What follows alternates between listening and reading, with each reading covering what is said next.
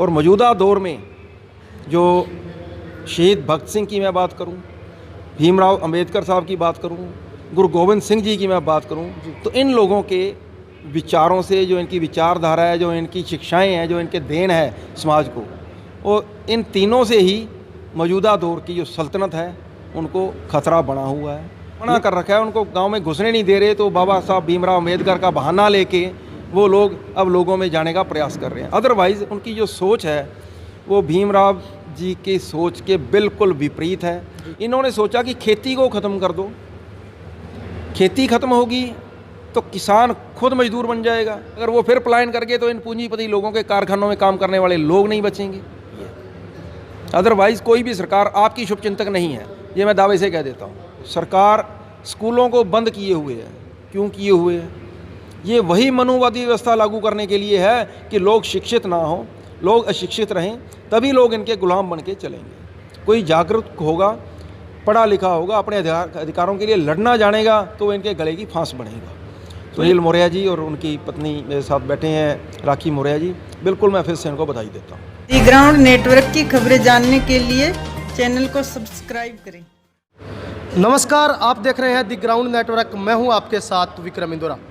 इस वक्त मैं सिरसा के कंबोज धर्मशाला में मौजूद हूं और आपको बता दें कि महामानव बाबा साहब डॉक्टर अंबेडकर की 130वीं जयंती यहां पर हर्षोल्लास के साथ मनाई जा रही है। और इसमें मुख्य वक्ता के तौर पर पहुंचे हैं बार एसोसिएशन के जिलाध्यक्ष हैं जीपीएस किंगरा जी। आपने नाम तो बहुत बार सुना होगा, क्रांतिकारी विचारों के ओजस्वी वक्ता भी हैं, उनसे बातचीत करते हैं। सबसे पहले किंगरा साहब, आज देश भर में बाबा साहब की 130वीं जयंती मनाई जा रही है, क्या संदेश देना चाहोगे?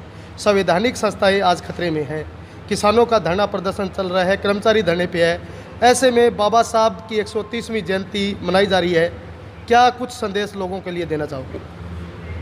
संदेश लोगों के लिए भी और हमारे लिए भी और समूची कायनात के लिए जो मैं कहना चाहता हूँ कि सबको बराबरी से जीने का अधिकार है।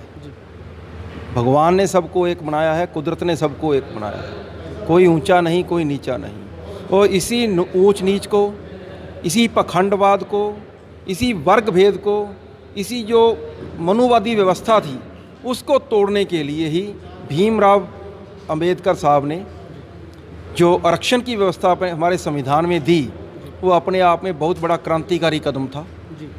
और उनकी जो सोच थी कि इस देश में, इस इलाके में जो एक पहले की वर्ण व्यवस्था के दौरान जो ब्राह्मणवाद के शिकार जो लोग थे, जो जिनके साथ सदियों से भेदभाव होता आया, यहाँ तक कि जिनके हाथ से पानी पीना भी मतलब उचित नहीं समझा जाता था, उनको बराबर बिठाना तो बहुत दूर की बात है।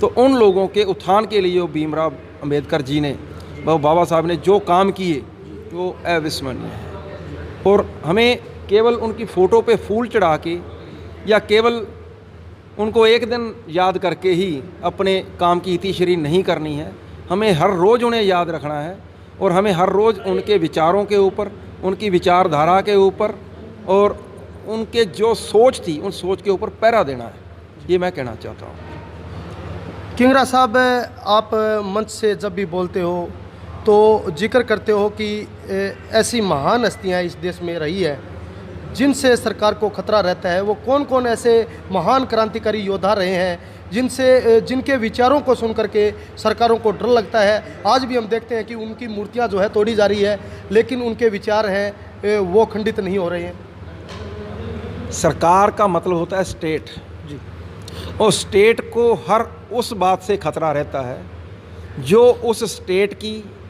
शोषण की जो नीति है या किसी वर्ग को दबाने की या अन्याय की जो नीति है उसके खिलाफ जो आवाज़ बुलंद करे, जो उसको उठाए।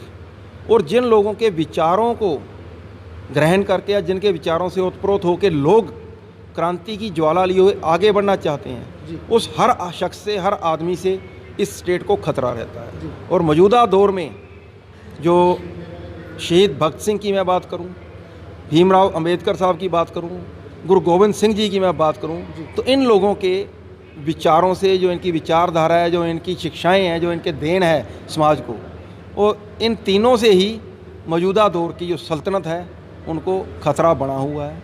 लेकिन ये बात अलग है कि वो इनको यूँ कुछ छेड़ नहीं सकते, ये उनके बस में नहीं है इनको छेड़ना। इसलिए उन्होंने एक लबादा ओढ़ के इनको अपनी गोदी में बिठाने का प्रयास किया है। कहने को तो वो कहते हैं कि आज भी उन्होंने दिन मनाने का प्रयास किया, क्योंकि लोगों ने तो गांव में बढ़ना उनका मना कर रखा है, उनको गांव में घुसने नहीं दे रहे। तो बाबा साहब भीमराव अम्बेडकर का बहाना लेके वो लोग अब लोगों में जाने का प्रयास कर रहे हैं। अदरवाइज़ उनकी जो सोच है वो भीमराव जी की सोच के बिल्कुल विपरीत है। आरक्षण इन लोगों को बर्दाश्त नहीं है कि किस प्रकार कोई दबा कुचला समाज ऊपर ना आए, और अगर ये सब लोग बराबर हो गए तो हमारी कौन सुनेगा, हमें कौन मतलब नेता कौन मानेगा। तो यही सारी जो द्वंद्व है जो विचारधारा का, वो यहीं आके टिकता है। किंगरा साहब, मेरा अंतिम प्रश्न है आपसे, मौजूदा दौर में अगर हम देश की बात करें, देश की क्या स्थिति है? किसान धरने पर है, लगातार किसानों का धरना चल रहा है, सरकार टस से मस होने के लिए तैयार नहीं है। ऐसे में मौजूदा दौर में देश की क्या स्थिति मानते हो आप? अकेले किसान का सवाल नहीं है। किसान तो ठीक है कि वो कौम है जो लड़ना जानती है, और वो लड़ रहे हैं, 6 महीने से लड़ रहे हैं। लेकिन आज सवाल जो है सरकार का सीधा सीधा है। आप देखो, सरकार ने जो लेबर लॉज थे वो ख़त्म किए, चुनिंदा पूंजीपतियों का पोषण करना शुरू किया। ये सारा क्यों हुआ? सिर्फ इसलिए कि बड़े पूंजीपतियों को अपनी फैक्ट्रियां चलाने के लिए, अपने कारखाने चलाने के लिए लेबर चाहिए। लेबर कहाँ से मिलेगी? लेबर की तो कमी है ऑलरेडी। तो इसलिए उन्होंने एक तो ये प्रोविज़न किया कि 8 घंटे की बजाय 12 घंटे काम करेंगे। ये उस क्लास के ऊपर, उस वर्ग के ऊपर बहुत बड़ा अन्याय है, उनका शोषण है। दूसरा, इन्होंने सोचा कि खेती को ख़त्म कर दो। खेती ख़त्म होगी तो किसान खुद मजदूर बन जाएगा। आज किसान ने पता नहीं कितने लोगों को रोज़गार दे रखा है अपने खेत में। मजदूरों को कितना वो मतलब संरक्षण प्रदान करते हैं, किसी के दुख में सुख में, किसी को पैसे की ज़रूरत है। सामाजिक एक भाईचारा बना हुआ है किसान में, खेत और मजदूर का। तो खेत मजदूर और किसान का जो भाईचारा है उसको तोड़ के सभी को एक मजदूरी की लाइन में खड़ा कर दो, ताकि लोग जाके जितने भी कारखानेदार हैं उनके कारखानों में काम करें और पूंजीपतियों को इनका शोषण करने का मौका मिले। यही इस सरकार की जो सोच है, यही उनका जो विचार है, उसी को वो आगे बढ़ा रहे हैं। जैसे भी देख लो, आज एक स्टेटमेंट आई है हरियाणा सरकार की कि लॉकडाउन लागू नहीं होगा, मजदूर अपने आप को सुरक्षित महसूस करें, अपने घरों में ना जाएं। इसका कारण क्या है? क्यों कहना चाहते हैं ये लोग ऐसा? इनको पता है कि मजदूर पहले भी 1 साल पहले हज़ारों किलोमीटर पैदल चल के अपने गांव की तरफ, यूपी बिहार की तरफ गए थे।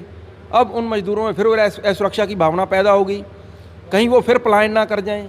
अगर वो फिर पलायन कर गए तो इन पूंजीपति लोगों के कारखानों में काम करने वाले लोग नहीं बचेंगे। इस प्रकार की स्टेटमेंट आती है। अदरवाइज़ कोई भी सरकार आपकी शुभचिंतक नहीं है, ये मैं दावे से कह देता हूँ। किंगरा साहब, इस तरीके के जो आयोजन है, बच्चों को सम्मानित किया गया है, कितने के सार्थक हैं डॉक्टर अम्बेडकर के विचारों को फलफुलित करने के लिए? इस प्रकार के आयोजन, पहले तो मैं आयोजन समिति के लोग मेरे साथ बैठे हैं, मैं इनको बधाई देता हूं जिन्होंने इतना हौसला किया ये प्रोग्राम करने का, और दूसरा बहुत बढ़िया प्रोग्राम किया, इसके लिए फिर से बधाई इनको। और ये जो आज का जो दौर है ना, आप देखो सरकार स्कूलों को बंद किए हुए है। क्यों किए हुए हैं? ये वही मनुवादी व्यवस्था लागू करने के लिए है कि लोग शिक्षित ना हों, लोग अशिक्षित रहें, तभी लोग इनके गुलाम बन के चलेंगे। कोई जागरूक होगा, पढ़ा लिखा होगा, अपने अधिकारों के लिए लड़ना जानेगा, तो इनके गले की फांस बनेगा। तो ये शिक्षा ही एकमात्र तरीका है ऐसे लोगों को जवाब देने का, ऐसी सरकारों को जवाब देने का, और ऐसे तानाशाही लोगों को उखाड़ फेंकने का शिक्षा ही एकमात्र जरिया है। और इसलिए ये जो उपराला इन्होंने किया है, ये इसके लिए बिल्कुल विशेष तौर पे बधाई के पात्र हैं। सुनील मौर्य जी और उनकी पत्नी मेरे साथ बैठे हैं, राखी मौर्य जी, बिल्कुल मैं फिर से इनको बधाई देता हूँ। चलो, बहुत बहुत धन्यवाद सर। मेहरबानी, थैंक यू। तो ये थे हमारे साथ जीपीएस किंगरा जी, जिन्होंने मनुवादी व्यवस्था की, मैं कहूँगा कि खाल उधेड़ने का काम किया। उन्होंने सारी नब्ज़ टंटोली और उन्होंने बताया कि आज के दौर में देश की स्थिति क्या है।